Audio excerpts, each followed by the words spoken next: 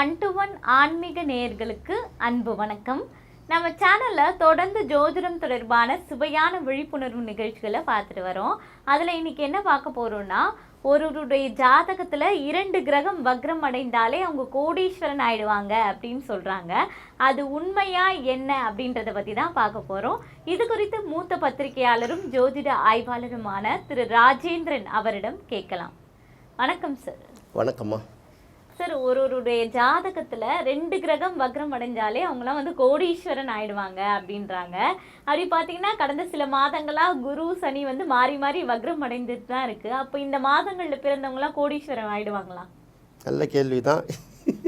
அதாவது எப்படின்னா, சிகப்பாக இருக்கிறவங்க பொய் சொல்ல மாட்டோன்னு சொல்லுவாங்கல்ல ஒரு படத்தில், அது மாதிரி தான். அதாவது ஜாதிடங்கத்தில் சில விஷயங்களை சொல்லுவாங்க, சொல்லிவிட்டு அதுக்கு கீழே 10 விதிகள் சொன்னாங்கன்னா 90 விதிவிலக்குகள் சொல்லிட்டு வருவாங்க. இப்போ உங்கள் ஜாதகத்தில் 2 கிரகம் வக்கரமாக இருந்தால் நீங்கள் கோடீஸ்வரம் தான் அப்படின்னு சொல்லிட்டீங்கன்னு வச்சுக்கோங்களேன். யூடியூப்பை பார்த்து சில சின்ன சின்ன விஷயங்கள்லாம் அவங்களுக்கு இயல்பாக தெரியும். அப்போ நம்ம ஜாதகத்தில் 2 கிரகம் இருக்குது, நம்ம கோடீஸ்வரம் தானா? உண்மையிலே கோடீஸ்வரம் ஆகணுமா ஆகலையாங்கிறத யார்கிட்ட போய் கேட்கணும்னு நினைப்போம்? யாரோ சொன்னாங்களோ அவங்கள தானே போய் பார்க்கணும்னு சொல்லுவோம். சொன்னதெல்லாம் உண்மை தான், ஆனால் இந்த இடத்துல இந்த கிரகம் பார்க்குன்னு சொல்லிட்டு கட் பண்ணி விட்டுடலாம். ஸோ ஒரு ஃபீஸு கிடைச்சிடும்ல அவங்களுக்கு, அதனால் அப்படி சொல்லுவாங்க. ஜென்ரலாக என்ன சொல்லுவாங்கன்னா, ஜாதகத்தில் 2க்கு மேற்பட்ட கிரகங்கள் ஆட்சியோ உச்சமோ பெற்ற அவங்க கோடீஸ்வரன் அப்படின்னு சொல்லுவாங்க. கோடீஸ்வரன் அப்படிங்கிறதுக்கு பார்த்திங்கன்னா பல நிலைகள் இருக்குது. இப்போ சென்னையை பொறுத்தவரையில் ஒருத்தவங்களுக்கு ஒரு கிரவுண்டு நிலம் இருந்தால், அதுன்னு சொல்லப்போனால் அண்ணா நகரில் 1 கிரவுண்டு நிலம் இருந்தால் 8 கோடி விற்கிது அப்படிங்கிறாங்க. அப்போ இந்த 1 கிரவுண்டு நிலம் இருந்தால், அரை கிரவுண்டு நிலம் இருந்தாலே அவங்க கோடீஸ்வரம் தான். ஆனால் கோடிக்கான மதிப்புங்கிறது இப்போ குறைஞ்சிக்கிட்டு வருது இல்லை, அப்படி பார்க்கணும்.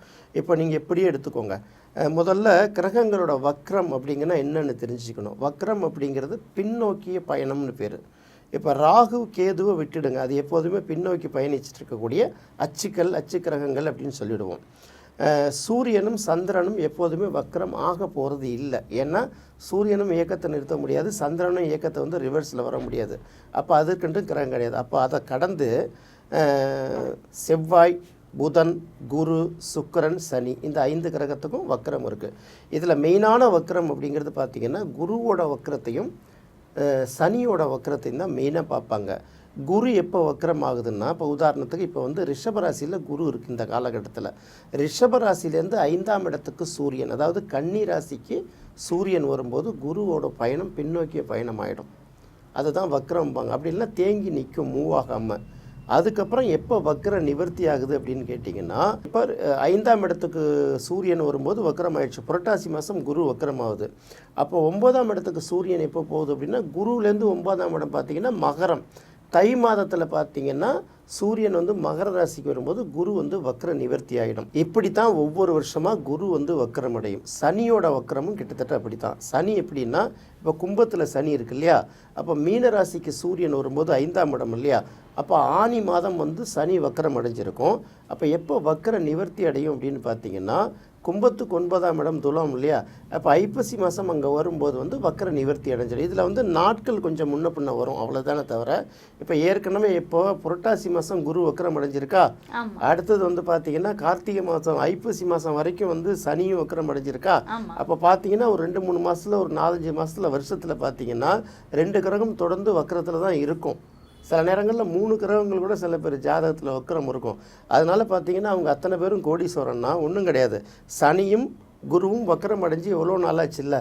இது எப்பப்பெல்லாம் வக்ரம் அடைஞ்சதுன்னு கணக்கு எடுத்து பார்த்து, ஹாஸ்பிட்டலில் பிறந்த பிள்ளைங்க எல்லாத்தோட கணக்கு எடுத்து பார்த்துட்டு மற்றவங்களோட அந்த தேதிகளில் பிறக்கிற அத்தனை பேர் எல்லாருமே கோடீஸ்வரனா இல்லை. ஒருத்தவங்க ஏழை வீட்லேயும் பிறப்பாங்க, கூலி தொழிலாளி வீட்லேயும் பிறப்பாங்க, உட்காரத்துக்கு இடம் இல்லாமல் சாலையோரம் படுத்துட்டு இருக்கிற குடும்பத்துலேயும் பிறப்பான்.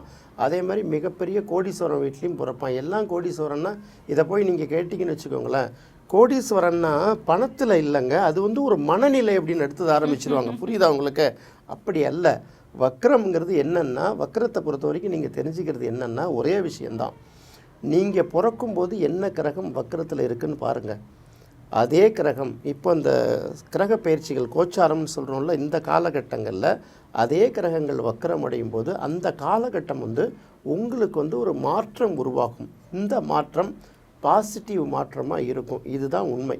இதை தவிர வக்ரத்தை பொறுத்தவரையில் நீங்கள் தெரிஞ்சிக்க வேண்டிய விஷயம் எதுவுமே கிடையாது. இப்போ வக்ரம்ங்கிறது என்ன கணக்கு அப்படின்னு கேட்டிங்கன்னா, நீங்கள் பிறக்கும்போது எந்தெந்த கிரகங்கள்லாம் வக்ரம் அடைந்திருக்கோ அதே கிரகங்கள் கோச்சார நிலையில் வக்ரம் அடையக்கூடிய காலகட்டம் உங்களுக்கு ரொம்ப பலனுள்ளதாக இருக்குங்கிறத தவிர வேறு எதுவுமே இதை தவிர எதுவுமே கிடையாது. அப்புறம் வக்ரம் அடைஞ்ச 2 கிரகம் இருந்தாலே கோடீஸ்வரன்னா என்ன போய் சொல்கிறது? இந்த மாதிரி பேசுகிறவங்க வந்து ஒழுங்காக பேசுகிறவங்கள நக்கல் பண்ணிட்டு இருப்பாங்க. காமாலகண்ணனுக்கு பார்க்குறதெல்லாம் மஞ்சளாக தெரியுங்கிற மாதிரி நம்ம பேசுகிறோமே, ஒரு 10 பேர் பார்க்கட்டும், 100 பேர் பார்க்கட்டும், 1000 பேர் பார்க்கட்டும், அவங்க நாளைக்கு பின்னாடி நம்மளை என்ன பண்ணுவாங்க? அவங்களும் நம்மளை சம்மந்தப்பட்ட நூல்கள் எல்லாம் படிப்பாங்கல்ல, நம்மளை மாதிரி இன்னும் சில பேர் பேசுகிறதெல்லாம் பார்ப்பாங்கல்ல, அதெல்லாம் எதுவுமே கவலைப்படாமல் வாய்க்கு வந்தபடி அன்றைக்கி கேட்டோம்ல, துளசி தீர்த்தம் குடித்தா கோடிக்கணக்கில் கடன் போயிடும், குங்குமப்பூவை வந்து வாங்கி வச்சுக்கிட்டா அப்போ எக்ஸாமில் பாஸ் பண்ணிடலான்னா படிக்கலாம் வேணாமா? அடுத்தது பாருங்கள், ஏற்கனவே தான் இப்போ பாஸ் குட் டே எல்லாம் பார்த்தோம்ல, இது மாதிரி தான் காலமாக இருக்குது. நம்ம என்ன பண்ண முடியும்? இப்போ இவங்களுக்கு என்னென்னா ஜோதிடத்தை பொறுத்த வரைக்கும் எல்லாம் தெரியாது. நம்ம படிக்க ஒரு நாளும் படிச்சுக்கிட்டே தான் இருக்கோம். ஒரு நாளைக்கும் ஒரு பாடம் தான். இது வந்து ஒரு ப்ராக்டிஸ், அவ்வளவு தான். அந்தந்த அனுபவ உண்மைகளை நம்ம எடுத்து சொல்லிகிட்டு இருக்க போகிறோம் மக்களுக்கு. அதை விட்டுட்டு அவன் நம்மளை நோக்கி வரணுங்கிறதுக்காக ஏதாவது 2 வலையை வீசினோம்னா என்ன பண்ண முடியும்? அது தவறாக தான் முடியும். நம்மளை பொறுத்த வரைக்கும் அவேர்னஸை சொல்கிறோம், நம்ம யாரையும் திட்டுறதுக்காக சொல்லலை. இப்போ நீங்கள் ஒரு பார்த்துட்டு ஒரு கேள்வி கேட்குறீங்கள, ஏன்னாப்பா உங்களுக்கு பார்க்கும்போது இந்த மாதிரிலாம் சொல்கிறாங்களே, நம்ம ஜாதகத்தில் 2 கிரகம் வக்கரத்தில் இருக்குன்னு உங்களுக்கு யோசனை வரும் இல்லையா? ஏன்னா வக்கரத்தை கண்டுபிடிச்சிடலாம். அது ஒன்று பக்கத்தில் வான்னு போட்டிருப்பாங்க, இல்லாட்டி மைனஸ் போட்டிருக்கோம் ஆப்பில், அவ்வளோதான்.